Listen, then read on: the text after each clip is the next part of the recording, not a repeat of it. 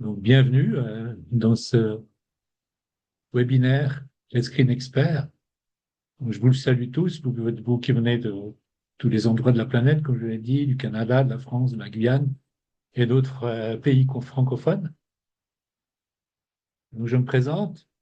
Vous aurez vu sur mon profil que je suis un consultant retraité à présent, que j'ai été pendant une cinquantaine d'années actif dans le domaine des énergies renouvelables et non renouvelables, comme chercheur tout d'abord, puis professeur et directeur de laboratoire. C'était un laboratoire dans le domaine de la bioénergie, donc c'est-à-dire toutes les énergies renouvelables qui proviennent de la biomasse et des déchets. Ce webinaire est donc parrainé par Calmette Énergie à Varennes, au Canada. Ce groupe fait partie du ministère de l'Énergie et des Ressources naturelles du Canada. Pour ma part, j'ai utilisé RedScreen depuis 2010 dans mon enseignement et aussi dans mes projets de recherche et développement. Je continue de l'utiliser au sein de différents projets relatifs à la valorisation des plastiques en ce moment. RedScreen, au début, c'était un logiciel et une base de données basée sur Excel avec des macros nombreuses et complexes. Et puis, dès 2017, il y a eu la première version de RedScreen Expert basée sur le web, qui s'est améliorée au fil des années avec de nouvelles fonctionnalités, de nouvelles données, beaucoup d'outils supplémentaires, des mises à jour, principalement pour les données de produits, de coûts, de portefeuille, etc. Vous aurez vu aussi que la plateforme RedScreen euh, permet d'effectuer une planification, une mise en œuvre et un suivi et une préparation de rapports, de projets à faible émission de carbone de façon rentable. Euh, C'est-à-dire que si vous deviez faire une analyse de faisabilité, par exemple, sans outils, ça vous prendrait certainement beaucoup plus de temps, alors qu'avec RedScreen, en quelques minutes au départ, et puis quelques semaines, si on a les détails, on peut avoir une étude de faisabilité détaillée, une étude de suivi aussi, de performance d'installation. Donc, je disais, je l'ai utilisé dans mon enseignement.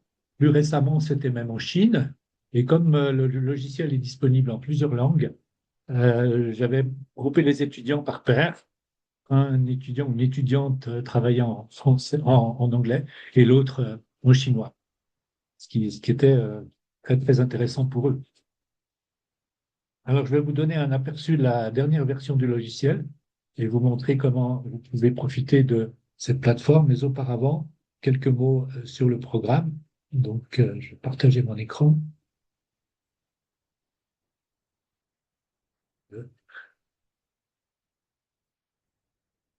J'ai,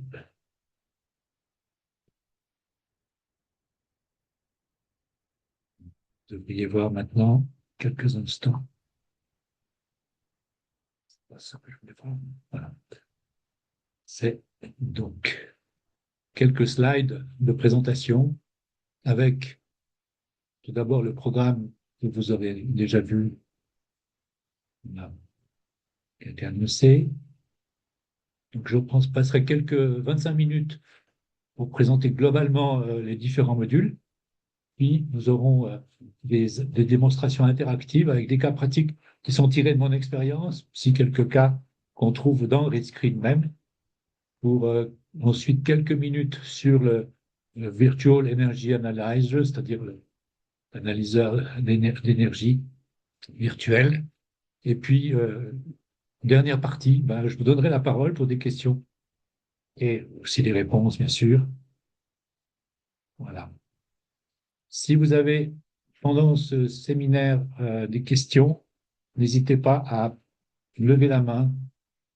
Idéalement, ce serait à la fin du séminaire, mais s'il y a des questions urgentes ou qu'il y a quelque chose que vous ne comprenez pas ou que vous n'entendez mal, dites-le moi.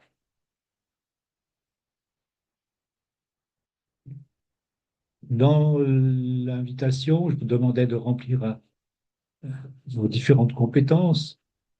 On voit que les principales compétences que vous avez sont liées à l'énergie dans le bâtiment, les technologies d'énergie renouvelable qui présentent presque la moitié avec effectivement l'efficacité énergétique et les audits.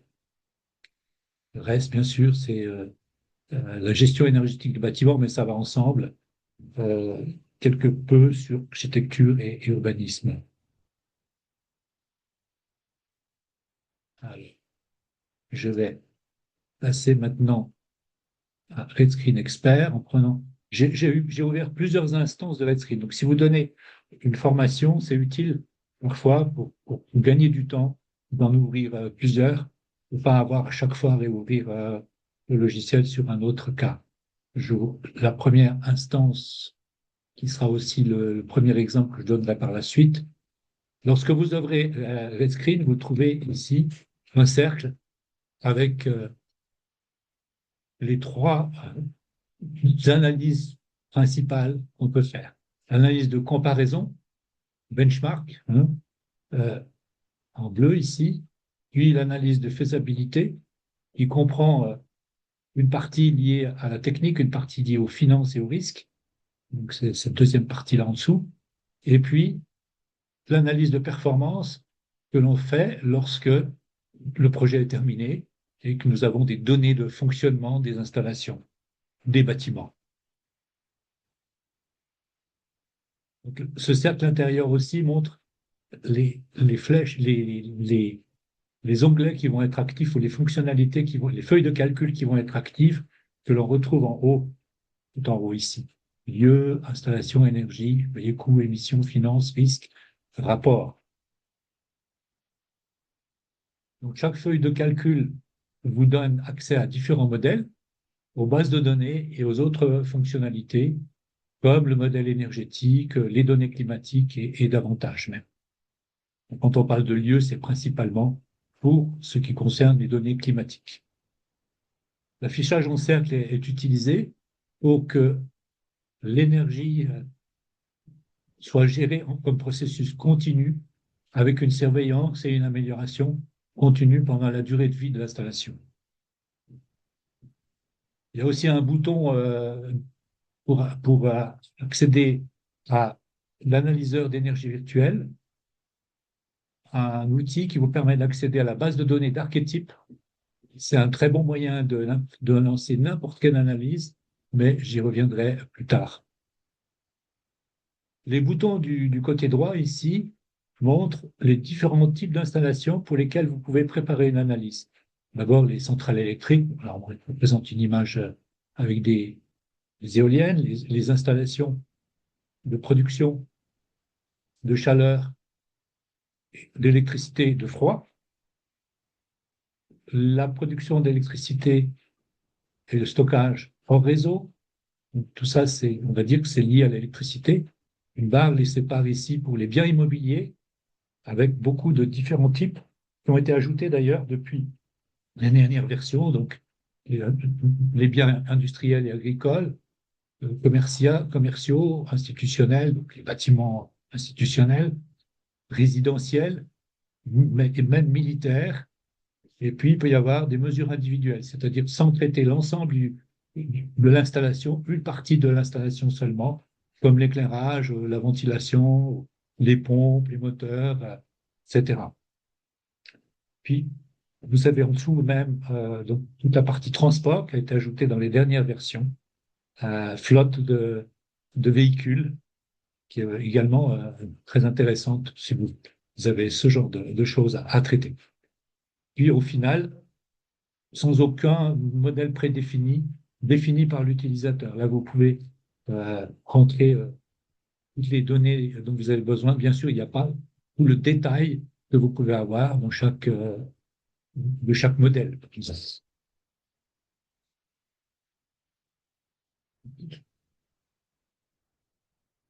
Voilà.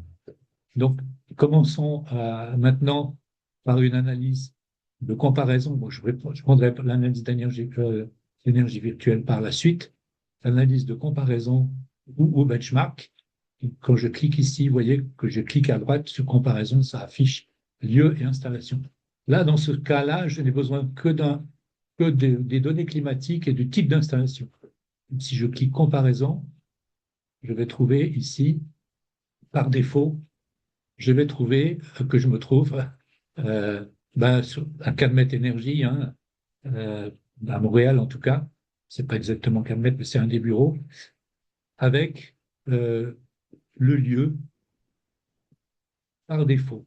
Ce lieu par défaut, vous pouvez le transformer, je vous montrerai après, on peut le changer si vous voulez toujours rentrer à l'endroit où vous êtes, c'est faisable dans les paramètres. Donc, tout en haut, vous avez donc le lieu et en dessous, les données climatiques et le lieu des installations, également choisis par défaut. Donc, ces données climatiques, elles sont données mensuellement. Ce sont des moyennes des dernières années, donc mises à jour aussi par Redscreen, avec des données qui proviennent du lieu lui-même, donc c'est marqué sol, ça veut dire que c'est les lieux les analyseurs locaux climatiques, mais aussi les données de la NASA. Et là, c'est très intéressant de savoir que Redscreen a accès direct aux données satellitaires de la NASA.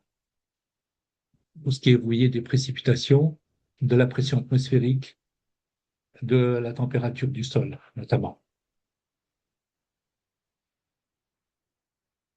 Alors évidemment, on n'aura pas toujours besoin de toutes ces données euh, pour les différents cas à traiter, mais généralement l'énergie dans le bâtiment, quand on doit s'occuper d'installations où l'humidité est importante, où la vitesse du vent est importante, par exemple pour les éoliennes, où le rayonnement solaire est important pour le photovoltaïque, eh bien tout cela est présent.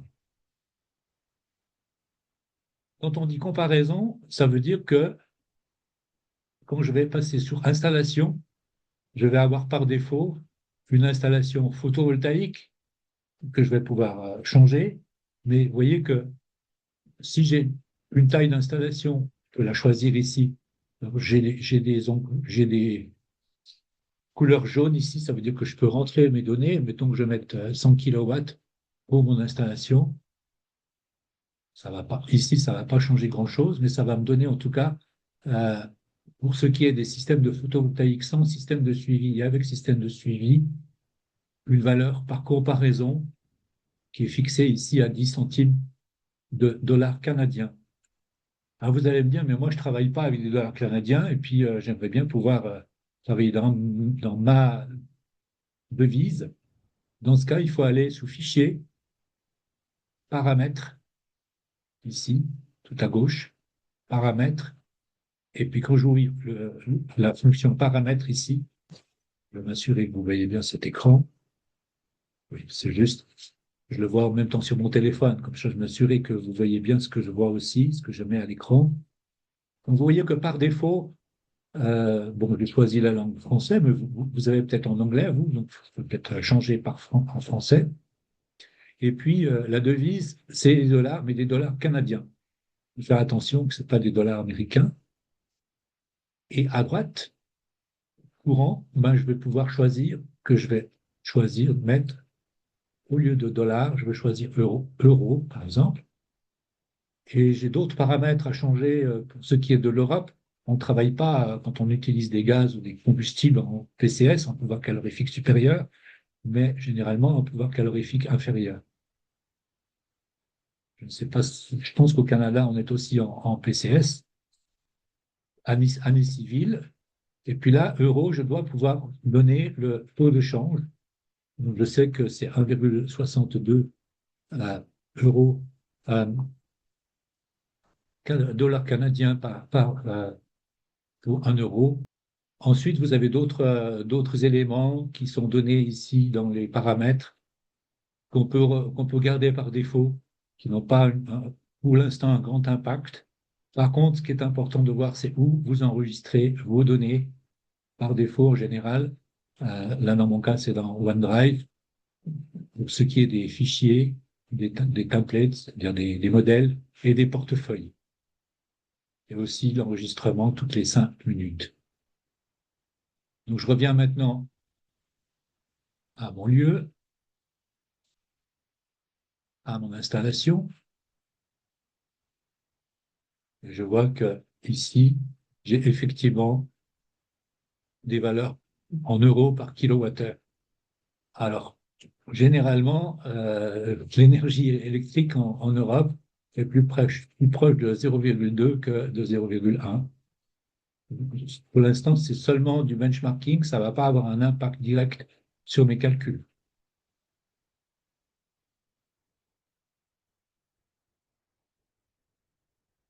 Le prix de revient de l'énergie ici. Alors ici, c'est le prix de revient de l'énergie, hein.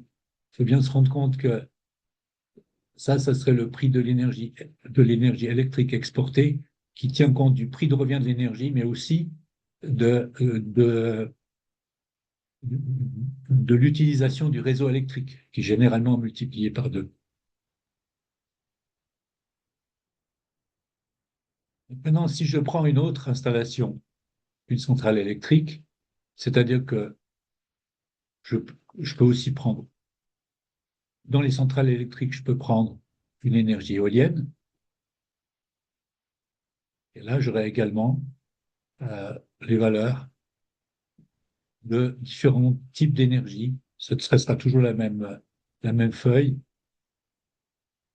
Ce qui peut être intéressant pour donner un cours au début, pour montrer les relations qui existent entre les différents types de production de l'énergie électrique. Je peux choisir, donc vous voyez qu'il y a un tas d'autres possibilités, hein, sur les centrales électriques, euh, que je vais retrouver d'ailleurs dans l'analyse de sensibilité. Ce sera les mêmes onglets. En ce qui concerne maintenant la production d'électricité, de chaleur et de froid, c'est la deuxième possibilité de comparaison. Là, la seule chose qui est montrée, c'est si j'avais deux systèmes, un pour produire de l'électricité, donc le réseau ou autre, et un pour produire la chaleur, mon rendement global serait de toute façon bien inférieur à celui où j'aurais un système de cogénération d'électricité et de chaleur. Là, on additionne les deux, on trouve un rendement de 42,5%. Et RedScreen utilise, au lieu du rendement, utilise aussi euh, les kilojoules par kilowattheure, qui est un peu l'inverse du rendement. Et on va trouver 8500 kilojoules par kilowattheure. Alors que si j'ai de la cogénération, je vais me retrouver avec un rendement global, 30% pour l'électricité, c'est une moyenne, hein, 55% pour la chaleur, la récupération, hein, de la chaleur du système de cogénération, qui va me donner un rendement global de 85%. Ça, c'est une façon de montrer le benchmarking, la comparaison des systèmes. Ensuite, ce que je peux faire, c'est aussi utiliser un bien immobilier. Tout à l'heure, je vous présenterai un bien immobilier agricole avec une serre. Et là, la serre, par défaut, c'est une serre qui serait placée au lieu de l'installation. Et vous voyez qu'on me donne une valeur par comparaison de 468 kWh par mètre carré de serre, c'est-à-dire de consommation d'énergie. Comment est-ce qu'on est arrivé à cela? Il faut aller voir dans la base de données de comparaison. Et en fait, toutes les données du benchmarking proviennent de cette base de données. Vous voyez que ces 468, je peux aussi mettre une plage. Alors, comme c'est en grisé, je peux choisir moi-même la plage qui m'intéresse. Je peux faire une variation de 100, par exemple, mettre 568 et pour le maximum, pour le minimum, sorry, 368 et pour le maximum, 568. Ça ne va pas avoir un grand impact. C'est juste pour information. Pareillement pour l'analyse de référence. La cible, en fait, la cible, c'est une cible d'économie d'énergie qui est choisie par défaut à 15%. Donc, si j'avais une cible de moins 15%, ben, je devrais consommer ici, je devrais être à 400. Si je prends une cible supérieure à 25%, ben, automatiquement, ça va déplacer ma cible et je pourrais tendre vers le net zéro. Alors, il y a un nouvel outil dans RedScreen, on ne va pas en parler aujourd'hui, qui est pour les installations arriver à net zéro, donc en termes de CO2 et en termes d'énergie. Donc avec ici un point où il faudrait bien sûr les réduire de 100%.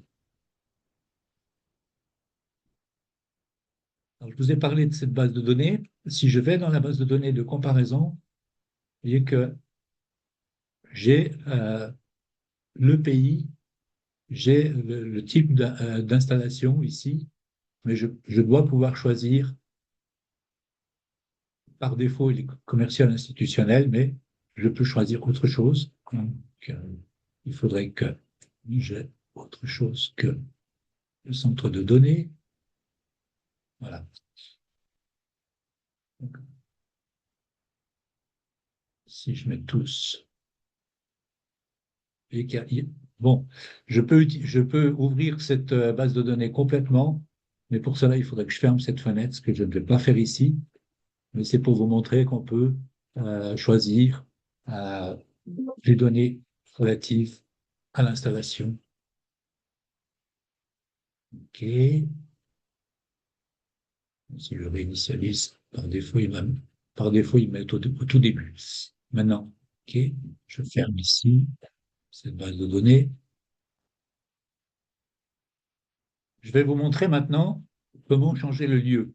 Donc, ce qu'on va faire aussi lorsqu'on fait une analyse de sensibilité, de faisabilité. Vous voyez que tout en haut à gauche, il y a cet onglet Choisir le lieu des données climatiques. Je choisis et que on voit ici par défaut Montréal. Je peux agrandir ou rétrécir cette fenêtre pour avoir plus de détails, par exemple. Mettons que je souhaite me placer à Quimper en France. Dans ce cas, je vais taper Quimper tout en haut et puis faire une recherche. Vous voyez qu'il y a il y a différents Quimpers, mais le premier, c'est celui du Finistère. Je vais réduire pour vous montrer où ça se trouve. Et là, qu'est-ce qui va se passer si je fais pour pouvoir rentrer ces données, je dois activer la flèche tout en bas qui s'appelle coller, qui me dit coller les données. Donc, je vais coller les données dans ma feuille de calcul. Et vous voyez que l'image a changé et aussi les données du bas, le lieu des données climatiques, le lieu des installations. Si je voulais changer le lieu des installations, il faudrait que je revienne avec choisir les données climatiques. J'augmente ici pour voir. Vous voyez que le lieu des installations, c'est cette petite icône qui montre une sorte de maison. Je peux la déplacer avec la flèche, puis me placer où je souhaite. Si je me déplaçais plus loin, euh, il me choisirait une autre base de données de référence climatique. Là, la référence climatique, c'est là où sont mesurées les données climatiques dans cette région. Cette option-là, elle est valable pour le monde entier, même pour des îles éloignées. C'est vraiment un outil extraordinaire. Je dis toujours, si on devait acheter la licence simplement pour avoir ces données-là, la licence elle-même serait parfois plus chère que la licence Redscreen. Donc voilà, maintenant je fais OK. Et donc là en dessous, je vois un certain nombre de choses. Mais par rapport au cas précédent, la grosse différence, c'est les degrés jours de climatisation et de chauffage. Là, euh, en chauffage, j'ai beaucoup moins que ce que j'avais précédemment. Moins besoin de chauffer. Donc, tout en bas, vous voyez un diagramme que je peux changer si je le souhaite, parce que par défaut, c'est rayonnement solaire quotidien horizontal et température de l'air. Pour ce qui est de la vitesse du vent, par défaut, elle est mesurée à 10 mètres. Lorsqu'on travaille sur des projets d'éoliennes, on est à beaucoup plus que 10 mètres. Mais le logiciel utilise des calculs assez savants qui sont décrits d'ailleurs dans le guide d'utilisateur, qui n'ont pas changé. C'est des valeurs scientifiques, des données connues maintenant de la vitesse du vent en fonction de la hauteur pour les différentes régions, différentes zones. Donc j'ai mon installation. Donc, ça, c'était pour benchmarking. Maintenant, je vais revenir sur une installation photovoltaïque pour vous montrer avec ce que l'on peut y faire. Et je vais passer à l'analyse de faisabilité. Donc, vous voyez que j'ai comparaison maintenant, faisabilité, performance et tout. Donc, si je fais analyse de faisabilité, je vais avoir en plus les onglets énergie, coûts, émissions, finances, risques, le rapport aussi qui va pouvoir être généré tout en haut. Sous énergie, et ça sera général à toutes les analyses de faisabilité, il y aura toujours les combustibles, les horaires, la technologie et le sommaire. Ce qui est du combustible et des horaires, voilà. Il y a électricité et combustible. Donc, aussi par défaut, il va me donner le gaz naturel avec un prix du combustible et typiquement l'électricité exportée avec un prix annuel qui, en principe, dépend de la base de données. Donc, et là, en l'occurrence, ça sera pour la France et on devrait retrouver ici les valeurs pour la France. J'ai la même chose pour tous les pays. Alors, il n'y a pas les prix de l'électricité pour la Suisse, par exemple, mais en général, pour l'ensemble des pays, ils sont ici représentés. Si je veux rentrer ces valeurs et dire, OK, c'est bien les valeurs que je veux utiliser, j'ai juste qu'à appliquer et ça va me donner les valeurs, mais celles qui avaient été déjà rentrées par rapport au lieu des données climatiques. Pour ce qui est du photovoltaïque, je n'aurai pas besoin de plus que le prix de l'électricité exportée, c'est-à-dire ce que je vais gagner en vendant l'électricité au réseau. Ou alors, dans d'autres cas de figure, ça peut aussi être l'électricité que j'utilise en substitut de l'électricité du réseau. Tout dépend du cas de figure que vous avez à traiter. En ce qui concerne la technologie, maintenant, pour cela, il faut que je choisisse mon électricité. Donc, je choisis électricité photovoltaïque. Et vous voyez qu'une nouvelle feuille s'affiche avec en dessous de l'électricité photovoltaïque. Je pourrais avoir autant de systèmes que je le souhaite. Je pourrais très bien rajouter aussi, si j'avais deux systèmes, je pourrais très bien rajouter de l'électricité éolienne. Dans le photovoltaïque, on le verra dans une étude de cas tout à l'heure, je dois rentrer la puissance de l'installation, les coûts d'investissement, les coûts d'exploitation et d'entretien. Ça, c'est dans dans un calcul de niveau 1.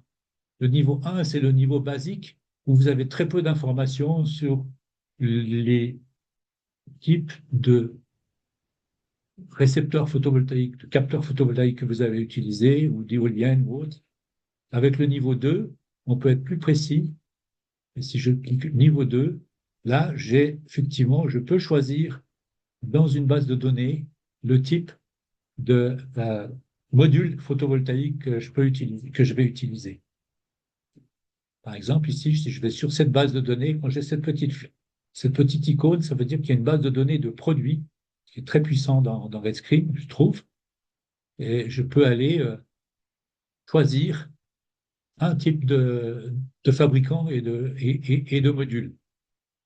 Si je veux restreindre la plage à, par exemple, de 0 à 0,1 kW, évidemment, il me dit, il veut, ouais. Si je veux le restreindre, je vais voir comment ça me donne. Voilà. 0,06, mettons, un tout petit peu plus. Dès que j'aurai restreint cette plage ici, il va me donner un nombre de possibilités de la base de données. Par exemple, Trina Solar, c'est connu. Et puis là, bon, il n'y a rien, il y a rien, il y a pas de, il y a rien du tout ici. Non, je peux en prendre un autre. Je croyais qu'il y avait quelque chose. Pas de modèle. Je vais enlever ceci parce que je pense que c'est à cause de ça. Voilà. Si je vais, vous voyez, par défaut, si j'ai Alpine Solar, il me donne un rendement, une surface, un rendement relativement faible, hein, des anciens modules. Mais si je prends des plus récents modules, je vais essayer d'aller vite. Voilà. Voilà, Yingli Solar, il a des, bon, c'est des watts ici. Là, c'était des kilowatts. Normalement, il aurait dû me le préciser. Donc, j'ai des modules de 340 watts, vous voyez, avec des rendements ici de 16%. Je pourrais même avoir des modules beaucoup plus perfectionnés, monosilicium. Je ne connais pas par cœur, hein. Généralement, aujourd'hui, on a des modules qui peuvent atteindre 20%.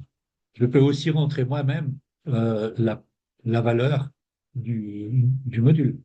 Par exemple, si je prends ici une capacité électrique de 10 kilowatts, j'aurais besoin de beaucoup de modules, bien sûr, pour faire ces 10 kilowatts, mais je peux rentrer un rendement de 20%, on le verra tout à l'heure, et j'aurais à rentrer d'autres données pour qu'il me calcule à la fin l'électricité produite et exportée au réseau.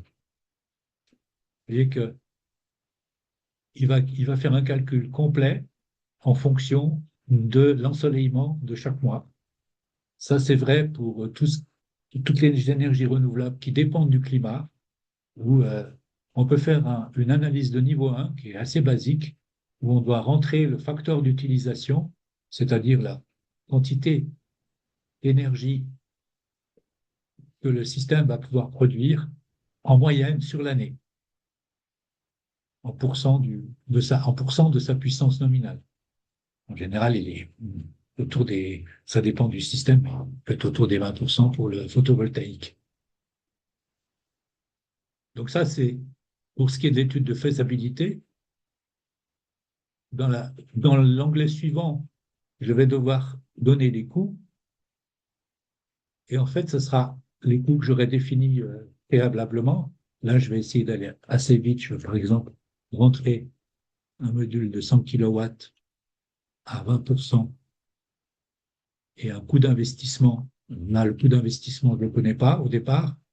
J'ai une base de données qui me dit qu'un système photovoltaïque sans système de suivi, ce qui est généralement le cas, c'est ce genre de coût, 1,296, c'est des euros par kilowatt, 1296, excusez-moi parce que j'ai voulu changer l'unité et les virgules pour avoir des points et des virgules ici. Donc si je fais OK ici, il va me choisir 1296 euros par kilowatt, me calculer le total.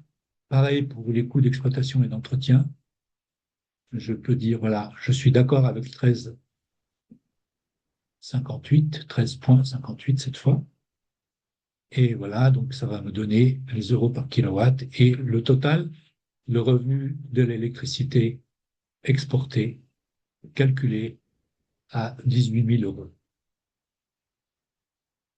Ce que je vais retrouver dans mes coûts, sauf que dans les coûts, là, j'ai pas eu besoin de rentrer autre chose parce que je suis en niveau 1, mais je pourrais faire une analyse de niveau 2 où je vais rentrer au niveau du projet tout ce qu'il a fallu faire pour la faisabilité, le développement et tous les éléments du système de production d'électricité pour arriver au total. Si je ne le fais pas, ben, je n'ai pas besoin de cela. Je pourrais même aller au niveau 3, et là c'est encore beaucoup plus détaillé pour ce qui est de l'électricité et pour ce qui est de la faisabilité et du développement de l'ingénierie et du système de production d'électricité, avec infrastructure aussi. Je reviens sur le niveau 1. J'ai eu mon coût. Vous voyez que j'ai un tas d'autres onglets que je peux utiliser, bien sûr, pendant cette analyse. Si c'est la première fois que je l'utilise, c'est toujours bien soit utiliser le LED, soit l'apprentissage virtuel. qui va vous guider vers la page YouTube de Headscreen Expert. Si je clique ici, normalement, ouais, ça prend un certain temps. Il n'y va pas tout de suite. Je ne vais pas le faire parce que ça va nous consommer du temps. Par contre, si je clique sur Aide, vous voyez que j'ai une aide contextuelle pour les coûts qui est très détaillée, qui m'explique pour chaque onglet aussi ce qu'il faudrait faire. Il y a des aides contextuelles. Maintenant, si j'ai oublié de vous montrer, je voulais vous montrer aussi cela tout à l'heure, il y a tout ce qui concerne Red Screen Expert, Camet Énergie, l'équipe, le réseau d'experts. Vous me retrouvez dans la liste d'ailleurs des réseaux, les prix, les résultats et les impacts. Alors, ce qui est intéressant de voir ici, sur résultats et impacts, le nombre d'utilisateurs, peut-être pas réguliers, mais ceux qui ont téléchargé Red Screen. Vous voyez que ça a commencé très tôt. Quand j'ai commencé à l'utiliser en 2010, basé sur Excel, comme je vous le disais, et maintenant on approche le million d'utilisateurs au 31 mars 2025. C'est dire si Red Screen peut avoir un impact sur la promotion des énergies renouvelables en général. On arrête ici.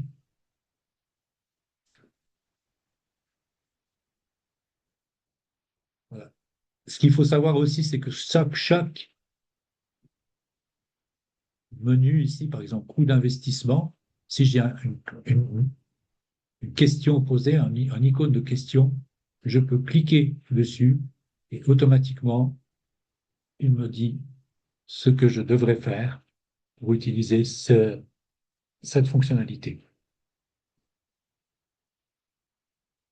Là, j'ai une analyse de niveau 1, mais si par exemple, je voulais compléter les coûts d'investissement par des coûts d'infrastructure, ben, par exemple, pour d'autres choses, je pourrais dire, voilà, j'ai une fois un coût unitaire de 20 000 francs pour construire quelque chose en plus de mon installation.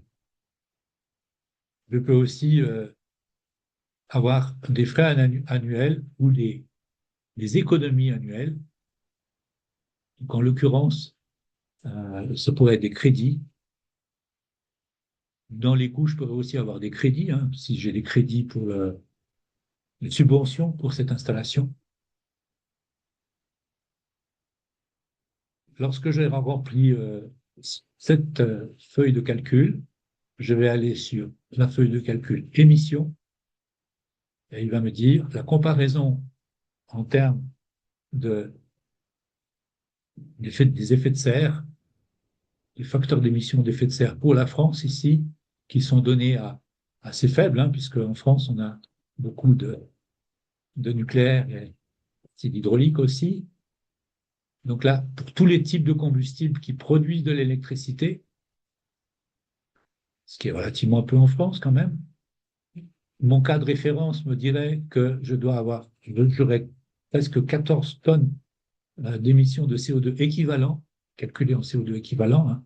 Vous savez qu'en analyse, on ajoute aussi tous les autres effets de serre que le CO2. Dans ce cas précis, il y a le photovoltaïque lui-même qu'il faut produire.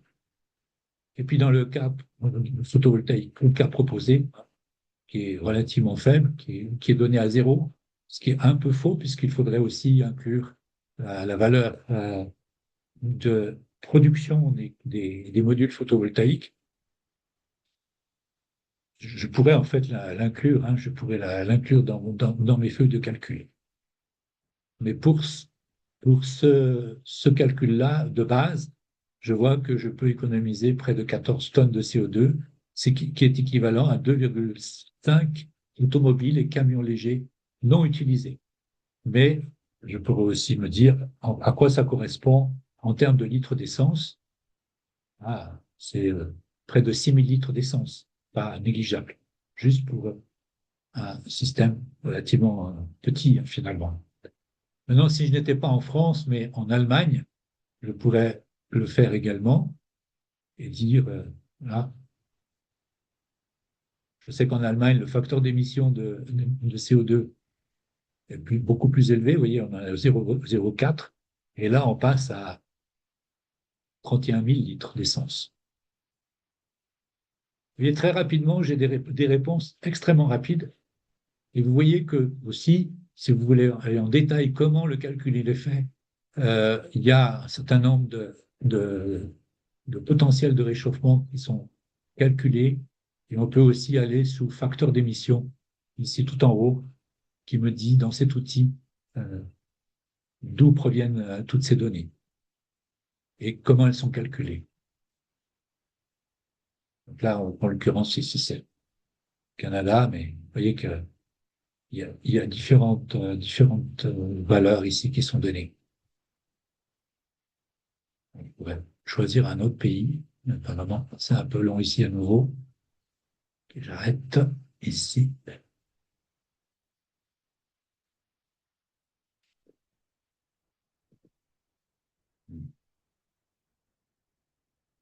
Voilà. Et comme ça, après les émissions, il y a l'analyse financière et l'analyse de risque aussi. Donc, dans l'analyse financière, par défaut, j'ai un taux d'inflation qui est donné, une durée de vie du projet. Moi, dans mon cas, j'aime bien commencer avec zéro endettement pour avoir une courbe droite ici, pas avoir à rembourser une dette et puis donner des facteurs de remboursement. Là, j'ai le total de mes coûts d'investissement en regard du revenu de production d'électricité. Le calcul me dit que en 8,2 années, j'ai remboursé mon investissement, qui était à 150 000 ici, et le taux de rendement interne avant impôt est de 11,4%, ce qui est un très bon taux ici, dans ce cas précis. Last but not least, le risque. Et là, la partie risque, je trouve, c'est une chose très, très intéressante pour les ingénieurs que nous sommes. Nous sommes des ingénieurs. Et aussi pour les financiers à qui nous devons présenter des résultats. Ici, l'analyse par défaut est un retour sur les capitaux propres avec une plage de sensibilité de 25% et un seuil de 7 ans. J'ai vu que mon retour, il était plus que 7. Je vais par exemple mettre 10 ans ici pour voir ce qui se passe. Si j'ai une sensibilité à 10 ans, on était à 8 ans. Et la sensibilité ici, 25%, ça veut dire que je fais varier mes coûts d'investissement de plus ou moins 25%. Et vous voyez tout en haut ici la valeur que cela représente en regard du prix de l'électricité exportée de plus ou moins 25%. Vous voyez que par défaut, elle était à 103 euros par mégawattheure, ce qui serait une valeur assez bonne aujourd'hui, sachant que dans plusieurs pays européens, en tout cas, on est en train de baisser ces valeurs en cas de surproduction d'électricité en été. Notamment en Suisse, on va avoir une tarification dynamique. Et là, le logiciel me permettra aussi de rentrer au tarif dynamique en fonction des mois. Donc là, j'ai mon 8,2 années dans la valeur nominale et la variation que cela représente pour les plages ou les 25 cas de figure ici qui sont présentés. Pour avoir plus de cas, si je voulais avoir plus de détails, j'ai qu'à cliquer sur plus ici, ou sur moins, si je veux avoir moins. Et pareil ici, si je veux avoir plus de détails, plus de sensibilité, plus de graduation. J'ai autant de tableaux que nécessaire par rapport à mes variables. Donc, ça peut être les coûts d'investissement en fonction des coûts d'exploitation et d'entretien. Vous voyez ici, peu d'impact. Donc là, je n'ai pas besoin de cette analyse, elle me dérange, donc je l'enlève parce que je ne l'ai pas faite. Et puis, enlever l'analyse ici aussi. Tout en bas, j'ai l'analyse de risque. L'analyse de risque, elle a deux parties. Une partie qui est à nouveau une analyse de sensibilité des différents paramètres, l'influence des différents paramètres sur les résultats. Et vous voyez que l'influence positive, euh, c'est les coûts d'investissement. Alors c'est intéressant. Et que l'influence négative ici, le prix de l'électricité exportée et la quantité d'électricité exportée au réseau. Les coûts d'exploitation et d'entretien jouent peu de rôle. Et très puissant dans Redscreen, c'est une analyse de Monte-Carlo. Si vous êtes familier avec ce type d'analyse, c'est comme si je lançais les dés avec différentes valeurs au hasard de ces multiples paramètres. Ici, il y en a 4, hein, mais je peux en avoir une beaucoup plus. Et je les lance pendant, ici, 500 fois, avec 100 valeurs de départ aléatoires. J'aime bien, moi, les lancer un très grand nombre de fois pour avoir une courbe qui est beaucoup plus lisse. Le calcul est très rapide. Vous voyez, il a fait 5000 simulations avec 5000 cas différents. Vous voyez que dans ce cas, j'ai une courbe qui ressemble plus à une gaussienne, élargie ici, avec une variation qui me dit que si je prends un niveau de risque de 10%, ça veut dire quoi? 10% sur le retour sur les capitaux propres. Alors, c'est assez subtil, ça veut dire que 90%, 90%, selon les pays où vous êtes, des valeurs seront comprises dans cet intervalle, avec 6,5 ans de retour sur l'investissement et 10,4 maximum. Ça veut dire que 10% des valeurs seront à l'extérieur de ces valeurs-là, avec une médiane à 8,2. Si je veux réduire et puis être encore beaucoup plus fin, je prends 5% et il me refait un calcul et ça ne fait pas une très très grosse différence. Je peux aussi faire une analyse sur ce que j'aime bien faire sur le taux de retour, le, ouais, le taux de rendement interne, TRI, à ne pas confondre avec le retour sur l'investissement, c'est taux de rendement interne. Et là encore, on voit les impacts. Alors là, effectivement, le facteur positif, c'est bien sûr le coût de l'électricité exportée au réseau. S'il augmente, mon taux de rendement interne euh, augmente. Et si mes coûts d'investissement augmentent, mon taux de rendement interne diminue en proportion de ces valeurs qui sont données. Ce sont aussi des probabilités ici.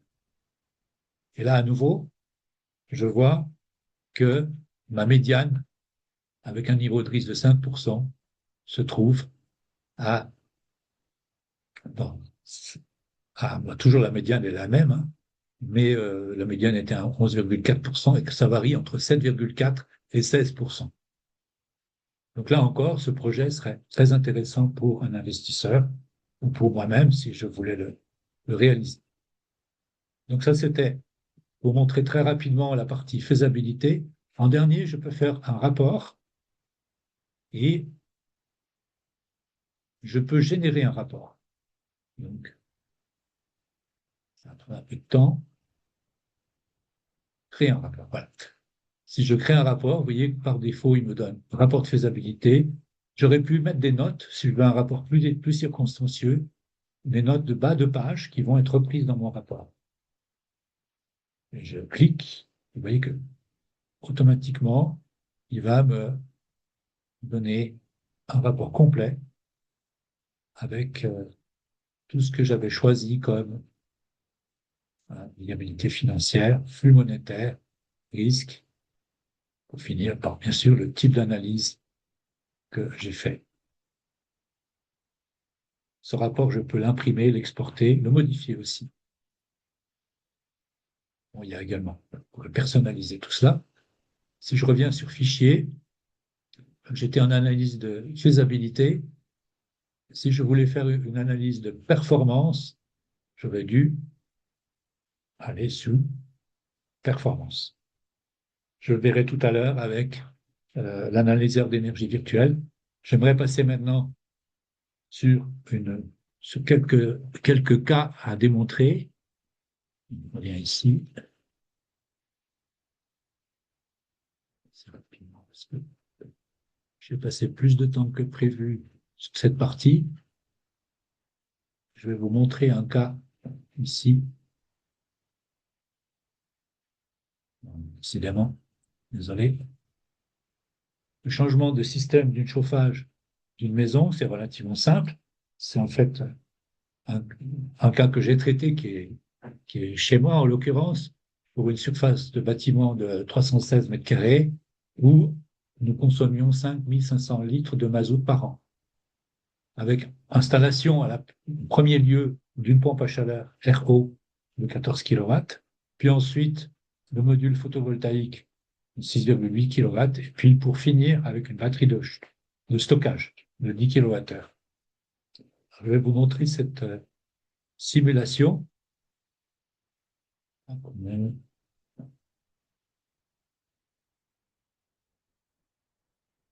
C'est bien. Je ne sais plus laquelle j'ai. Ah oui, c'est celle-ci. Ça, c'est batterie, excusez-moi. Bon, ça fait rien, ça va aussi. C'est la simulation complète. Donc, à nouveau, j'ai choisi une étude de faisabilité. Le lieu, je l'ai défini à mon lieu d'habitation ici, près de Fribourg. On voit les paramètres importants seront les degrés de chauffage. On voit qu'il y a besoin de chauffer. Il n'y a pratiquement pas besoin de climatiser en été. Et le rayonnement solaire quotidien, horizontal, qui sont ici les données de la NASA. Donc, mon installation, c'est une installation résidentielle. Donc, j'aurais choisi ici, dans le total, ici résidentiel, et puis dans résidentiel, je peux choisir plusieurs types de logements. Ici, c'est une maison unifamiliale, puis avec l'adresse, voilà. Et vous voyez que déjà, j'ai mon analyse de comparaison qui est donnée, où typiquement, je suis autour des 134 kWh par mètre carré de consommation, par mètre carré de surface utile, typiquement surface de référence énergétique. Sous énergie, j'ai pas ouvert la bonne. J'ai pas ouvert la bonne feuille, mais ça fait rien. Je vais voir sur une autre feuille. Chercher.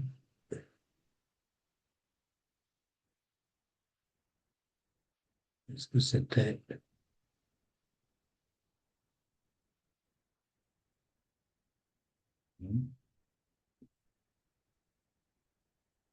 qu'importe. Donc, je disais que je n'avais pas mis la bonne surface de référence, mais j'ai 316 mètres carrés ici. Donc, je vais reprendre les 316. C'est pas si important finalement pour la démonstration. Avec des valeurs U pour le toit, pour le plancher, les infiltrations naturelles de l'air, et pour finir, un calcul de consommation d'énergie. Je vais quand même essayer de revenir sur un autre fichier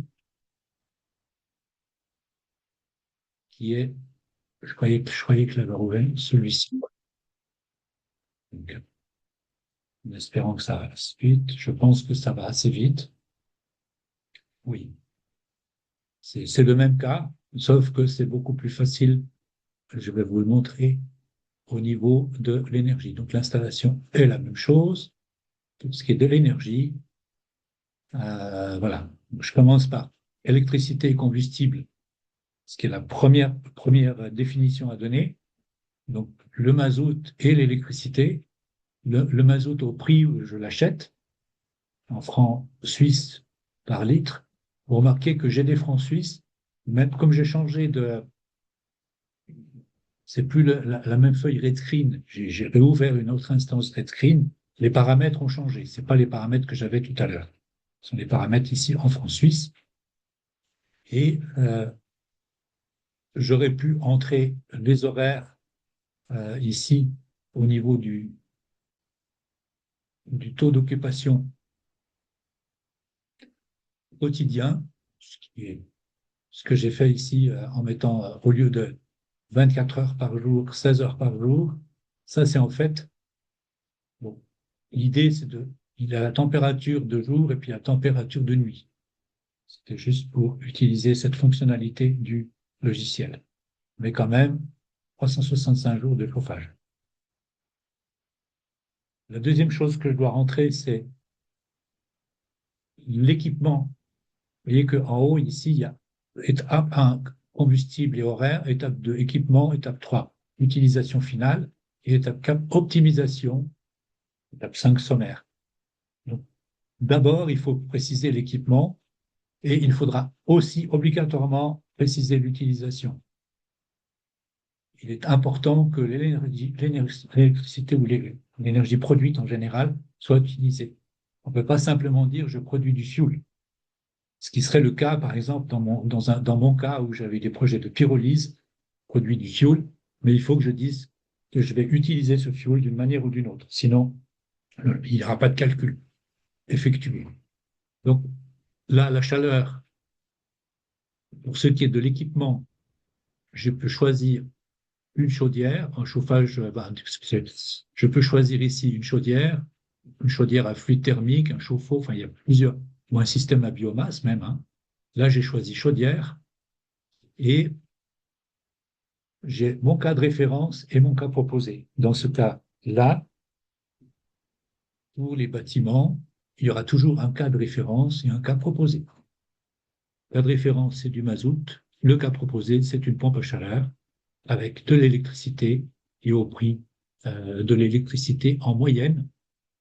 Alors là, c'est une moyenne que j'ai choisie. J'aurais pu indiquer valeur de jour et valeur de nuit. Dans une première faisabilité, ce n'est pas nécessaire. On est toujours intéressé par ce qu'on appelle le big numbers en anglais, le big picture, euh, pour pouvoir prendre une décision. Donc j'avais 39 kilowatts installés en chaudière et j'ai eu des offres pour 14 kilowatts installés pour remplacer ces 39 kilowatts avec un rendement saisonnier. En l'occurrence, c'est le COP, le coefficient de performance, ici pour la pompe à chaleur, le 3, c'est-à-dire 300%. Quand on ne sait pas ce que cela veut dire, rendement saisonnier, ben c'est le rendement moyen de l'installation sur toute une année, sur l'utilisation qu'on en fait. Donc, mes surcoûts à l'investissement, je les ai rentrés ici. C'était aussi, provenait des offres qui m'ont été faites.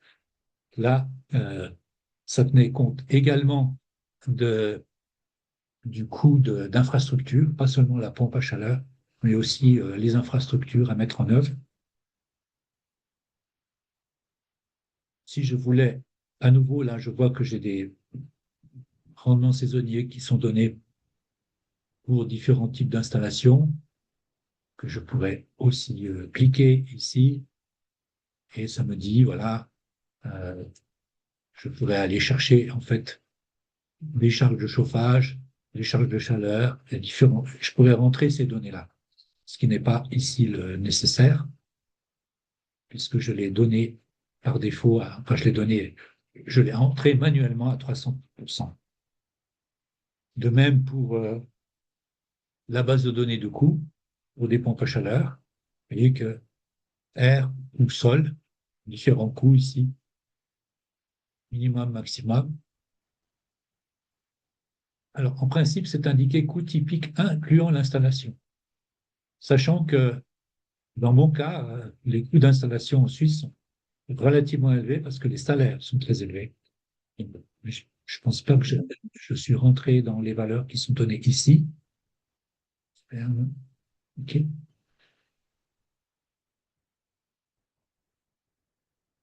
On a encore ici ces nouveaux là, échangeurs de chaleur dans le sol, ce qui n'est pas mon cas. Donc, j'ai donné les valeurs de base. La deuxième chose que je dois indiquer, c'est comment je vais utiliser cette énergie. Donc, c'est l'enveloppe du bâtiment, typiquement, Et là, j'ai rentré, c'est pour ça que par rapport à tout à l'heure, c'est plus simple, j'ai rentré globalement par mètre carré, puisque j'ai ces valeurs dans la certification du bâtiment qui a été faite. Je sais ce que j'ai consommé par année, je connais la surface de référence énergétique, c'est pas la peine de modéliser tout le bâtiment. En l'occurrence, je sais que j'ai 316 mètres carrés et j'ai donné, vous voyez, en watts par mètre carré degré C, ce qui correspond à ma consommation en kilowattheure de fuel, ici, 35 000 kilowattheures. Vous voyez que mon unité ici, c'est watts par mètre carré degré Celsius. Par défaut, elle vous est donnée en mètre carré degré C par watt, ce qui est le cas du Canada. C'est l'inverse, en fait. En Suisse et en Europe, on aime bien mettre l'énergie en premier, donc watts par mètre carré et par degré Celsius. Mais en fait, la conversion est faite automatiquement. Même si j'avais des BTU, il y aurait également une conversion faite. Donc ma chaleur est calculée ici et ma pompe à chaleur pareil pour avoir en fait la même production de chaleur avec, euh, avec ma pompe à chaleur de 14 kW et évidemment un facteur 3. Je rentre dans l'onglet coût, je n'ai rien changé ici. J'ai l'onglet émissions qui me dit que dans ce cas précis, ben, là aussi, j'ai un très bon rapport de mon installation en termes d'émissions de CO2. J'ai une réduction de 17 tonnes de CO2, ce qui pourrait me permettre de dire que je me rapproche du zéro CO2, ce qui n'est encore pas le cas parce qu'un voyage en avion consomme aussi pas mal de tonnes de CO2. Ça, c'est pour la Suisse. Et là, à nouveau, je suis relativement faible, les valeurs, sachant qu'on a aussi inclus, vous voyez, les pertes de distribution aussi pour arriver à un facteur de 0,032 tonnes de CO2 par mégawattheure d'énergie fossile pour toutes les énergies, tous les types d'énergie. Là encore, si je voulais être plus précis, mais je vais remplacer par exemple du mazout, en l'occurrence. Voilà, j'ai pas le facteur malheureusement, je l'ai pas pour la Suisse, mais je l'ai peut-être pour d'autres pays. Et que, mais j'aurais pu le rentrer manuellement, cette valeur. Voilà. Et puis finalement, les finances. Les finances, là, à nouveau, j'ai pris un taux d'inflation de 0, une durée de vie de projet de 20. Je suis à nouveau au niveau 2 ici. Et au niveau 2, l'avantage du niveau 2, c'est que je vois les flux monétaires annuels, je vois le coût en combustible du cas de référence et le coût en combustible du cas proposé aussi, en l'occurrence euh, qui est ici de l'électricité, hein, ce qui me donne des flux monétaires annuels, 3620. Et c'est ces flux monétaires annuels qui sont rentrés dans le calcul pour me dire que en une dizaine d'années, j'ai rentabilisé mon investissement.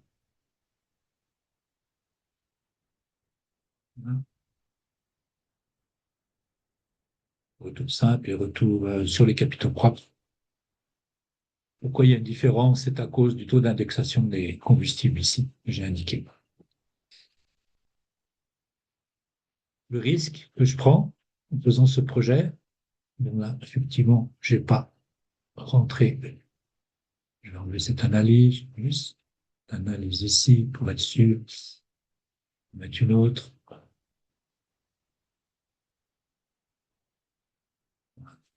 J'avais oublié de m'appuyer sur le plus pour voir les différences ici. Donc, coût en combustible du cas proposé, donc coût de l'électricité et les coûts d'investissement. Je vois que je suis toujours mauvais. Pourquoi? Parce que j'ai demandé 7 ans de rentabilité. Si je mets 11 ans, eh bien voilà, le plus important, ce sera, en fait, c'est pas le coût du, ce serait euh, câble et ferme, ça serait plutôt juste ici. Le terme combustible est aussi utilisé pour l'électricité. Ici, il faut toujours se méfier. Euh, je crois que ici, je fais électricité combustible. Ici, c'est prix de l'électricité annuelle. Maintenant, si je fais la chaudière, effectivement, elle consomme de l'électricité, donc normalement à 0,16 francs par kilowattheure. En dernier, ici, je peux aussi me dire inclure la mesure ou pas. Bon, là, j'ai qu'une seule mesure. J'aurais pu avoir une mesure d'amélioration de l'enveloppe en mettant une isolation, par exemple. Et j'aurais pu choisir d'inclure ou de ne pas inclure la mesure. On va le voir tout à l'heure avec un cas plus complet. Ici, j'ai la comparaison complète entre mon coût d'électricité, mon coût de combustible, les économies réalisées et la, la, la variation de consommation de combustible quand je passe en pompe à chaleur. Je vous ai dit qu'il y avait l'autre cas qui était plus compliqué, plus complexe. On va le placer ici maintenant. C'était, ça c'était bâti. Ah bah oui, évidemment, puisque j'étais ici. Donc je vais faire un nouveau fichier ouvrir.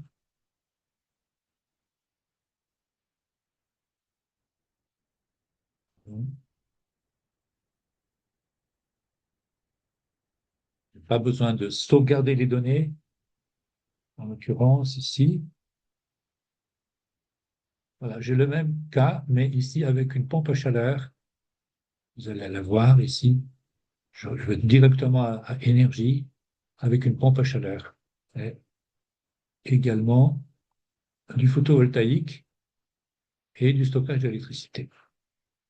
Ce que j'ai ajouté ici plus en détail, c'est la description de l'enveloppe du bâtiment en détail. Oui, ce que je vous disais tout à l'heure, c'est les différentes surfaces de murs ou les différentes orientations que j'ai pu rentrer, de toit, de plancher. Donc là, j'ai modélisé complètement mon bâtiment et on peut dire que ça remplace assez bien des logiciels comme NRCAD ou d'autres logiciels de calcul de, de bâtiments en statique, pas en dynamique. Les comparaisons ont été faites, vous pouvez les voir dans le guide d'utilisateur qui date de 2012, je crois, complet, avec toutes les données de calcul et de comparaison. Il est très proche d'un calcul détaillé. Vous voyez, ici, là, il me dit que je consomme plus que j'avais tout à l'heure, 45 000 kWh pour le chauffage, mais j'ai inclus un module photovoltaïque. Je vous ai montré tout à l'heure, j'ai ajouté sous électricité, donc ici, dans cette partie optimisée, j'ai ajouté du photovoltaïque. J'aurais pu rajouter une éolienne, de l'énergie verte, des énergies renouvelables hors site. Et mon module photovoltaïque, ben, je l'ai modélisé ici comme tout à l'heure avec mes 7 kilowatts installés, 20% de rendement, un coût d'investissement de 12 000 francs. Ça, c'est le coût réel qui tient compte des subventions. Donc, c'était plus que cela, mais j'ai eu des subventions pour près de 3 000 francs. Donc, j'ai une énergie économisée pour ce prix-là de 8 500 kWh, ce qui va me donner une certaine rentabilité. Pareil pour le stockage d'électricité, d'énergie. Vous voyez, pour optimiser, là, j'ai pris stockage d'énergie, stockage d'électricité, ça va pas être chaleur et froid. Et pour le stockage d'électricité, j'ai une batterie Anderson de 10 kWh Euh, et voilà, ça c'est ma consommation actuelle, c'était ma consommation euh, d'électricité avec la pompe à chaleur, mais je peux stocker 11% de cette énergie-là. J'aurais pu varier ces valeurs-là, hein, bien sûr, qui me donne une moyenne de 5 kWh par jour par rapport à ma consommation, à ma production photovoltaïque aussi. C'est une moyenne. J'aurais pu le choisir mensuellement également. Là, c'est une moyenne. J'ai pu rentrer le rendement de stockage. Pour le chargeur, j'ai pas de chargeur puisque c'est un onduleur hybride. Je vais directement depuis la batterie depuis le photovoltaïque jusqu'au stockage, jusqu'à jusqu'à la batterie, sans passer par l'onduleur. Et voilà donc le, voilà ce qui me donne comme prix de l'électricité en décharge en francs par kilowattheure. Donc j'ai 2000 kilowattheures fournis. Et si maintenant je veux voir le sommaire, donc je vais regarder ma comparaison. Je peux voir que j'ai à nouveau ma consommation de combustible, le cas proposé, le combustible économisé, si j'inclus toutes les mesures. Maintenant, je pourrais aller voir ici par type de mesure. Si je n'avais pas de photovoltaïque ni de stockage d'électricité, le retour simple, dans le cas où j'avais ma pompe à chaleur et ma consommation d'électricité plus élevée que la première fois, vous voyez, j'ai 20 ans de retour simple, c'est beaucoup plus que tout à l'heure, mais avec des coûts différents aussi. Là, j'ai mis 62 000 francs, ce qui est pas possible. Il faut enlever ça, si, désolé. Là,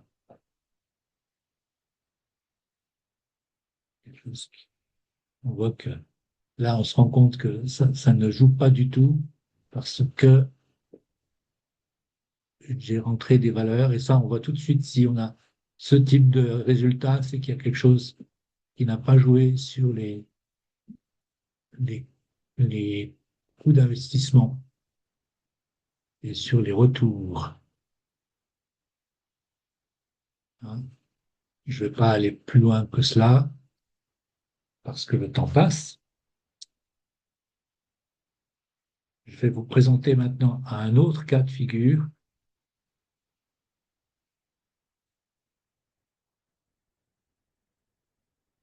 Il y a un projet de parc éolien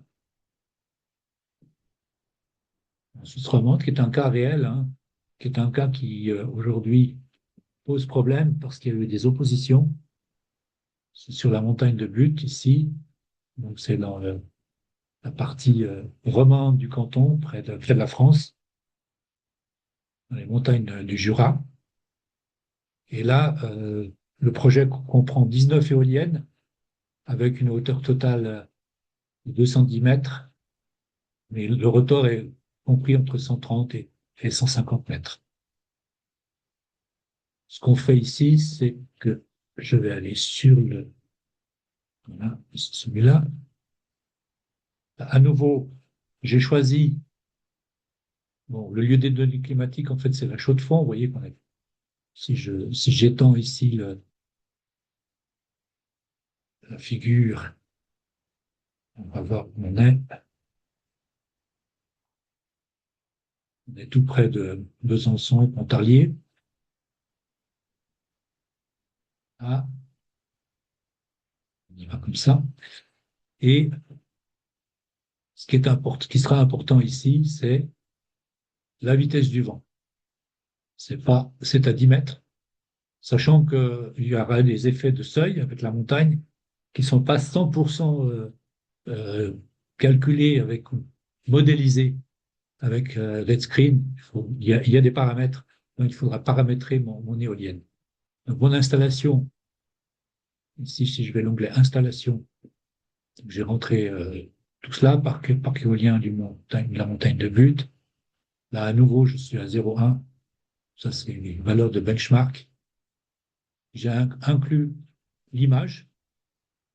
Vous voyez qu'on peut toujours ajouter une image ici. Il y a image par défaut ou sélectionner une image. Ce que j'ai fait en prenant les images du projet, qui n'est pas encore réalisé. Et si je vais sur énergie cette fois, je vais devoir à nouveau, la seule chose qui m'importe, c'est l'électricité exportée, à nouveau à 10 centimes par kilowattheure, et rien de plus. Et la technologie. La technologie, c'est l'électricité.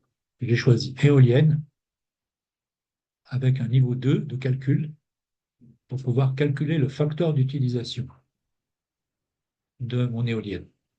Donc, vous voyez que à la chaux de fond, la vitesse est de 2,5 mètres par seconde. Alors bien sûr que là, en l'occurrence, il me dit que à 135 mètres, je suis à 5,4 mètres par seconde. Ça, c'est un calcul qui a été effectué. Je peux à nouveau aller dans le L pour voir. C'est pour ça que j'ai rentré ici 5 mètres par seconde, mesuré à 100 mètres, avec un coefficient de cisaillement. Et toutes ces valeurs-là, il faut les rentrer. Ça dépend effectivement du type de terrain. Là, c'est pour une montagne, avec une température qui est celle qui m'est proposée pour les données climatiques. Vous voyez que j'ai pris le choix de fond. Et j'ai pris ce qui ressemblait le plus à ce qui est proposé dans le projet, des turbines Siemens dans la base de données de 3,3 kW, 19 turbines, 62 000 kW. Ce qui est intéressant, j'ai remarqué qu'ils annoncent 30 000, près de 30 000 kW installés, alors qu'avec ces 19 éoliennes, moi j'arrive à 62 000 kW. Alors la question, je me suis posé la question de savoir si c'était des kilowatts moyens installés ou nominaux. Là, c'est le maximum, hein, 3,3 mégawatts par turbine. J'ai dû aussi rentrer manuellement, je crois, je ne me souviens plus. Parfois, elle vous est donnée, cette courbe de puissance, parfois il faut la rentrer manuellement. Mais voilà, c'est 30 valeurs à rentrer, c'est pas bien compliqué. Et automatiquement, là, le logiciel calcule la courbe d'énergie en mégawattheure à partir de la courbe de puissance. Donc, vous voyez l'énergie ici, en bleu, et la puissance en vert. Alors, vous savez que pour toutes les éoliennes, il y a un moment où euh, on bloque la vitesse, et puis il y a un moment où on arrête aussi. Vous voyez que ici, c'est d'ailleurs pas tout, ouais, jusqu'à 30 mètres par seconde, elle peut encore fonctionner. Mais dans certains cas, on arrête avant. Par exemple, je pourrais dire non, je vais l'arrêter à 25 mètres par seconde parce qu'il y a un risque de rupture, mettre en drapeau, comme on dit.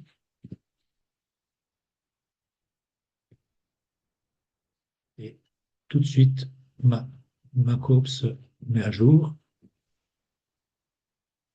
Là, il y a quelque chose là qui ne joue pas, c'est un petit détail. OK. Maintenant, je dois rentrer les pertes, l'effet de sillage au niveau des pales, les pertes diverses, la disponibilité. Si je ne connais pas, je peux aussi poser la question. Chaque fois, j'ai des valeurs qui me sont proposées. Et le coût d'investissement, pareil, par kilowatt, et ce qui est prévu en termes d'électricité exportée au réseau et revenus de production d'électricité.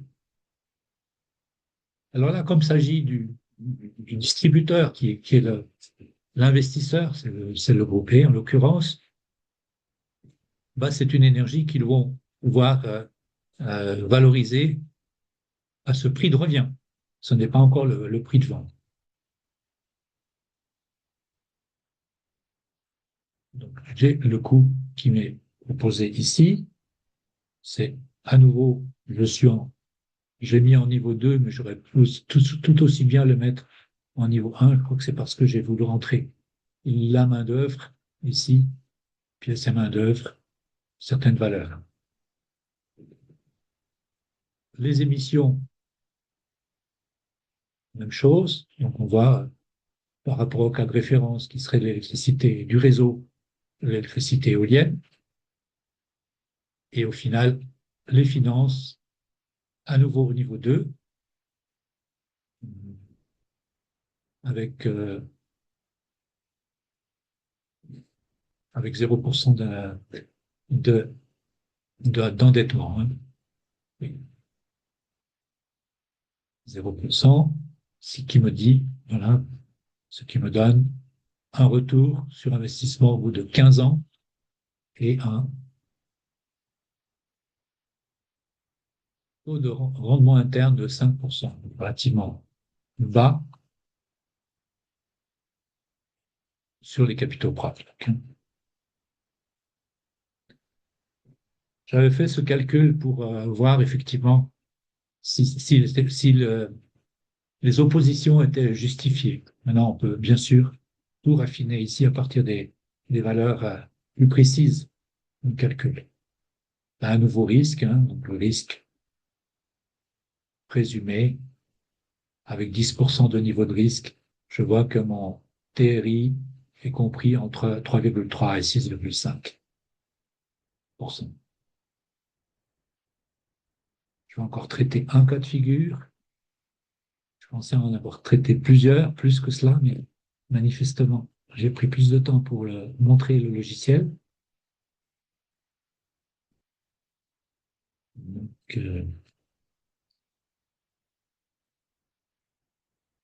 je crois que celui-là est intéressant. Donc, il s'agit d'une, je vais vous montrer ici, on a vu le parc éolien. C'est une installation de biogaz agricole. C'est la plus grande installation de biogaz agricole de Suisse. Il est en fait près de Aigné, hein, les eaux minérales d'Aigné. Oups. Qui ont posé quelques problèmes récemment avec le scandale de Nestlé, comme vous savez sans doute. Pour ceux qui ont entendu les nouvelles, ils nous ont vendu de l'eau minérale qui n'était pas tout à fait minérale naturelle. Mais là, par contre, il s'agit d'une installation qui prend les déchets d'une mare de café de Nespresso, qui est tout près. Les déchets liquides, c'est la nourriture non utilisée. En fait, c'est les invendus d'une grande chaîne alimentaire, de la Coop, qui représente 6600 tonnes par année quand même d'invendus, qui est assez ridicule, mais c'est comme ça. Donc on va faire du biogaz avec. Il y a des fermes aux alentours, dans les 15 kilomètres autour, donc des déchets solides de bétail et puis des déchets liquides de bovins. Et puis le fumier donc, qui est proposé ici. Il y a un seul opérateur sur le site et même, en fait, récemment j'ai visité, il n'y a plus du tout d'opérateur sur le site, c'est géré à distance. L'électricité, c'était très intéressant au moment où ils ont fait ce projet parce qu'ils la vendaient avec la subvention biogaz, donc à 40 centimes le kilowattheure, 40 centimes suisses, 40 centimes d'euros, c'est pas très loin. Et ils vendaient de la chaleur à Nestlé. Ça, c'est une question. Alors, on imagine qu'ils la vendent à 20 centimes le kilowattheure, mais ce chiffre n'a jamais été communiqué. Ça, c'est un projet que j'ai fait faire par mes étudiants à l'époque. Je vous montre l'installation dans son ensemble. On voit, c'est l'agrandir. J'arrive. Ah, ici, ici.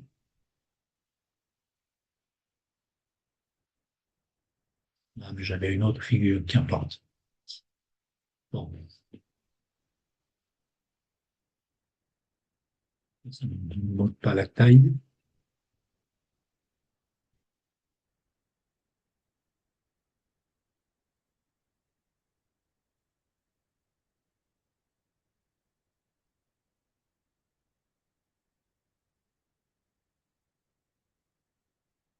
Si on la voit peut-être un peu mieux. Et encore que,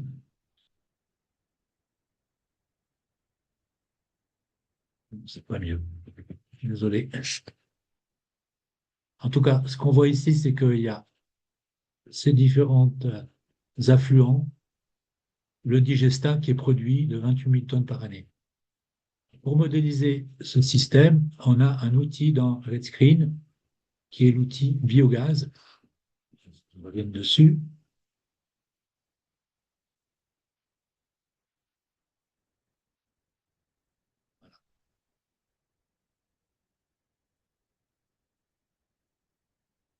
Donc, j'ai placé mon projet à Aigné, précisément, dans la région de 13 cantons, avec les données climatiques, elles sont peu importantes pour ce projet. L'installation elle-même, ça sera en fait une cogénération de chaleur et d'électricité grâce au biogaz. Donc, rien de nouveau ici, mais il faut que je précise l'énergie. Alors, en l'occurrence, j'ai dû rentrer le biogaz. Pour le biogaz, on a un outil qui me donne la possibilité de définir mes différents intrants. Donc, j'avais du merle de café, des déchets de fruits et de légumes et du bovin laitier, pas du bovin, oui, du bovin laitier, effectivement, qui produit en fait du fumier. Et pour un certain nombre de ces produits, dans l'outil biogaz, j'ai des valeurs de matière sèche, de facteurs de production de biogaz. Pour le mode café, j'ai dû moi-même rentrer les données. Mais vous voyez que ça ne change pas grand-chose au final, puisque j'ai 60% de méthane, donc 40% de dioxyde de carbone, et un pouvoir calorifique inférieur calculé à 21,6 mégajoules par mètre cube ou 18,7 mégajoules par tonne. Le coût, ben, c'est zéro. Il m'est revenu à zéro pratiquement. Il y a simplement, il faudra rentrer les valeurs de coût d'exploitation et d'entretien du système. Si je faisais. Alors, ce que je ne vous ai pas dit, c'est que je peux aussi ajouter d'autres combustibles. J'aurais pu ajouter le biogaz sans le caractériser. Donc, et que, mais ce biogaz-là n'aurait pas eu les mêmes caractéristiques que celui qui est donné par défaut dans la base de données. J'en ai pas besoin, donc je peux l'enlever ici. Okay. Ensuite, j'ai le coût de l'installation qui a été donné par le constructeur, inclut l'infrastructure à 20 millions de francs suisses. Pareil pour les coûts, bon, c'est 10% d'exploitation et d'entretien par défaut, et la vente de chaleur et la vente d'électricité. Alors ça, c'est des économies annuelles. Je n'ai pas pu les rentrer comme production, puisque je vends cela à Aigné, et l'électricité, il est revendu au réseau. Donc, à différents prix. Par contre, bien sûr que sous énergie, j'ai la charge de chaleur du système et la charge d'électricité. Ça, c'est pour un système cogénération. Donc, je dois pouvoir rentrer une charge de chaleur avec le chauffage du bâtiment et des digesteurs. Voilà, c'est une équivalence en mètres carrés avec, avec 1000 kilowatts en pointe. Et donc, le calcul me donne, avec toutes ces données ici que j'ai rentrées, 9000 mégawatts, 9300 mégawatts heure. Pareil pour la charge d'électricité et la caractéristique de la charge. Alors ça, sachant que je vais devoir produire à la fois de l'électricité et de la chaleur, ici, j'ai une charge d'électricité moyenne de 100 kW installée Donc, c'est une consommation, hein. Et pareil pour la moyenne nette.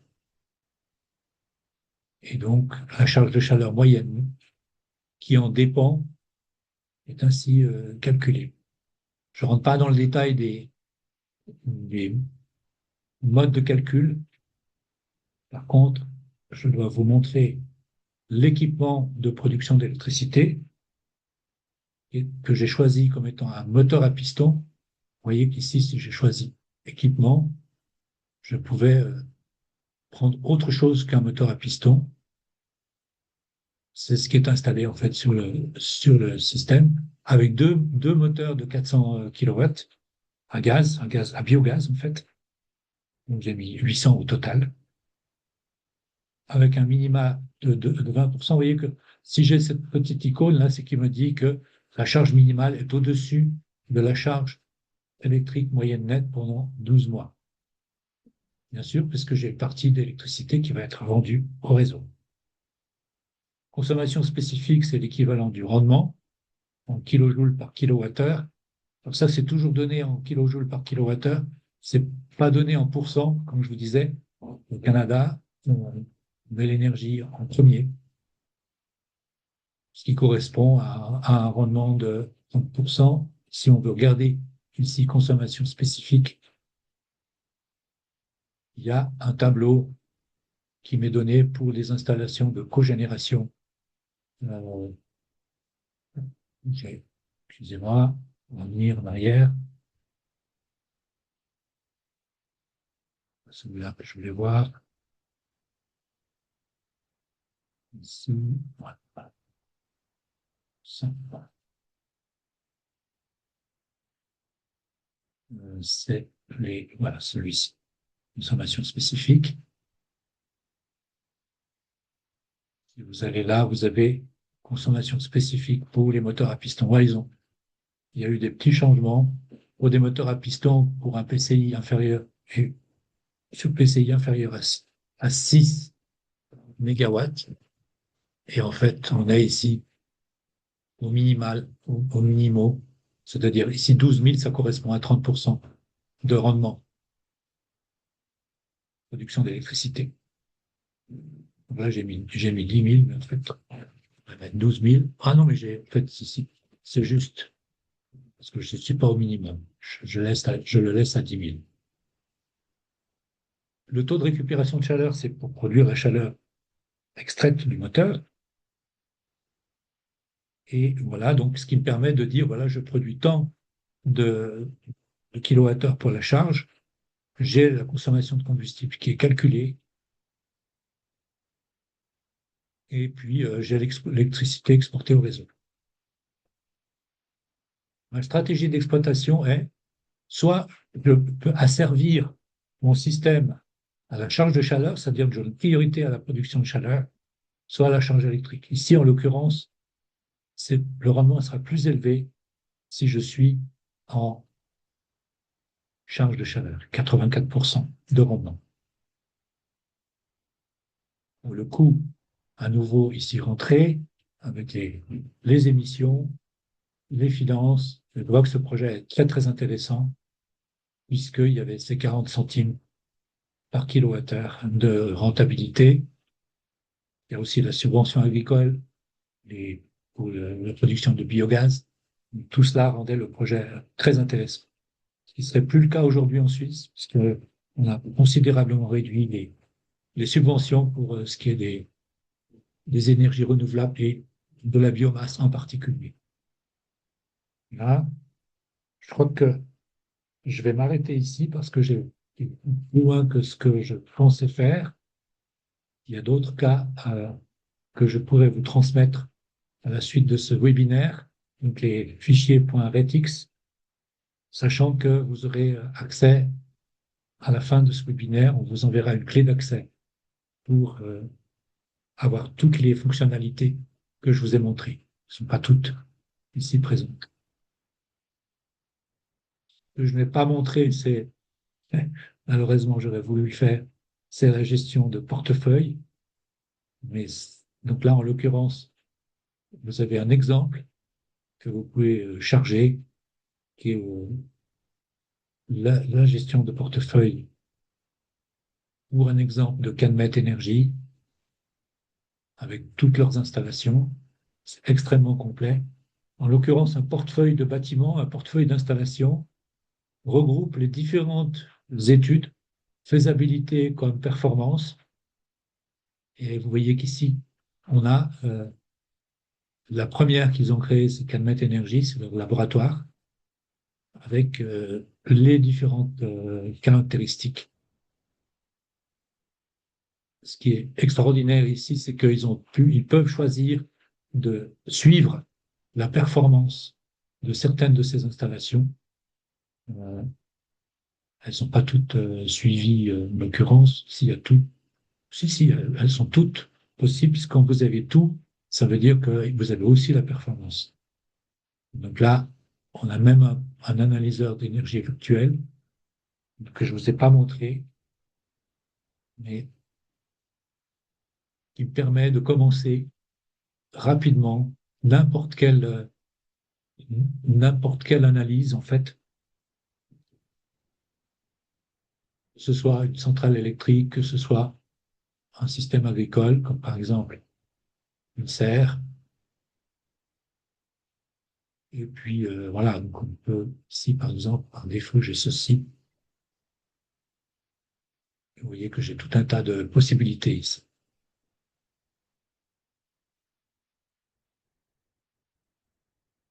Ok. Ça, c'était pour ajouter, en fait. J'aurais pu rajouter ici à mon ensemble de bâtiments et d'installations, j'aurais pu rajouter une serre. Je vais quand même prendre 2 minutes, si vous me permettez, rapidement montrer l'analyseur d'énergie virtuelle. Si je rentre ici, je peux choisir effectivement toutes les installations dont je vous ai parlé. Si je prends une installation agricole et une serre, et que je fais, voilà, je rentre, je fais OK. C'est un archétype qui va me proposer déjà des feuilles de calcul que je peux compléter et modifier. Vous voyez que par défaut, ma serre va se trouver ici près de Montréal, mais que cette même serre, je pourrais la déplacer, comme je montrais tout à l'heure, à Quimper, par exemple. Facile à choisir, donc Quimper, France. Là,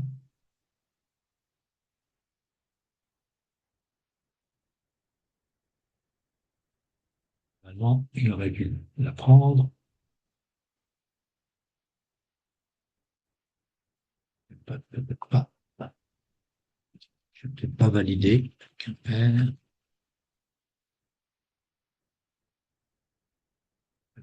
Ici.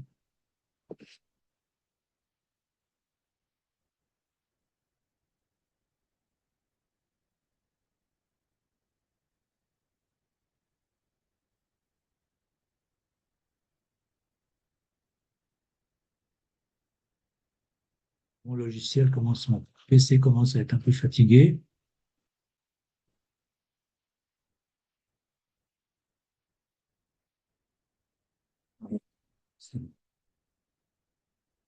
Et en l'occurrence, ici,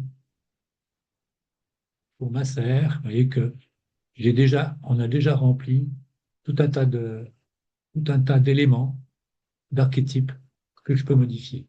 Ce qui sera très pratique pour commencer un projet et que j'ai beaucoup de possibilités d'amélioration de mon système, que ce soit pour le chauffage, l'enveloppe du bâtiment, l'éclairage.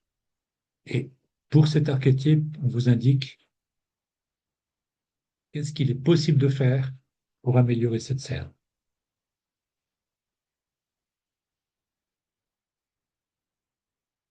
Voilà, je crois que je vais m'arrêter ici. Je vous remercie jusqu'à présent de votre attention et je suis ouvert à des questions, sachant qu'on est arrivé au bout, mais n'hésitez pas à me poser toutes les questions que vous souhaitez. On peut encore prendre un quart d'heure sans problème pour moi.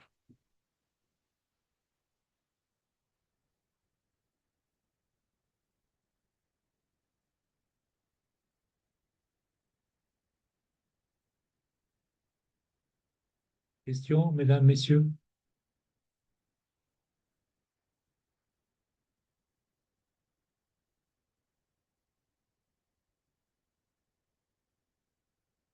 Oui, bonjour. Oui, Vous m'entendez? je vous entends très bien. Oui, Brice. Merci. Brice. Euh, Question concernant les DGU. On peut les avoir pour diverses années ou pas? Les degrés jours. Alors, Oui. Et vous pour pouvez diverses rentrer, températures. oui, vous pouvez rentrer vous-même dans la feuille de degrés jour euh, la valeur que vous souhaitez. Mais c'est seulement lorsque vous faites l'analyse de performance que vous rentrerez les valeurs qui seront définies. C'est-à-dire que les valeurs de la NASA, la base de données de la NASA, pour les degrés, pour les températures, non seulement les températures mensuelles, mais heure par heure, vous pouvez les rentrer dans votre système. Je ne vous l'ai pas montré parce que l'analyse de performance, c'est en soi quelque chose qui prendrait encore 1 heure et demie, même plus, pour vous montrer, mais je vous encourage d'aller voir, si ça vous intéresse, la vidéo sur l'analyse de performance, qui est très bien faite. Euh, et là, on peut vraiment modéliser heure par heure l'évolution du système, en fait, ce qu'il aurait dû consommer et ce qu'il consomme réellement. Et la différence, la- l'analyse statistique est faite. Il y a quelque chose qui s'appelle le QSUM, qui permet de voir les gains à réaliser. C'est très utile si on est dans une démarche d'audit ou de contrat à la performance énergétique pour prouver les, les kilowattheures économisés ou les mégawatts produits. OK, OK. ça marche. Et dites-moi aussi, nous en France, quand on fait les audits énergétiques pour le logement, on va parler de méthode de calcul 3CL ou THCEX. Est-ce que Oui. le logiciel peut utiliser par exemple la méthode 3CL ou pas? Le logiciel utilise la méthode de IPMVP. Donc, c'est celle qui est utilisée internationalement. Après, il faudrait voir s'il y a une différence fondamentale. Quand vous dites 3CL, ça ne me dit rien. Moi, je connais RT 2000, RT 2002, RT 2020, pour ce qui est des Ouais, ouais, calculs. RE 2020, RT 2012, ça Oui, c'est pour les bâtiments neufs. pour les bâtiments. Pour tout ce qui est bâtiments existants, on Oui, utilise la méthode 3CL, c'est calcul conventionnel de consommation des logements. C'est ça la. d'accord. Hmm. Ah ben, ça va être, à mon avis, tout à fait équivalent, et même peut-être plus détaillé quand il s'agit de IPMVP, parce il s'agit Et vous IM, savez, IPMVP, donc International Protocol for Measurement and Verification, ou MNV, MEV, mesure et vérification. Donc, ça ok, précise comment mesurer et comment vérifier de manière standardisée. C'est un, c'est un, c'est une norme internationale également, hein. Il y a ISO, je ne sais plus, ISO 52000, sauf erreur, euh, qui, euh, qui précise toutes ces choses. ok, et ben ça marche. Ben, merci à vous. Oui, avec plaisir. D'autres questions, mesdames, messieurs?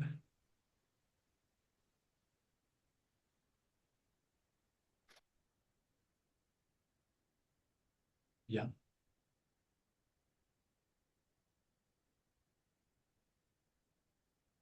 Oui, la présentation sera transmise avec avec les fichiers .retx que j'ai montrés.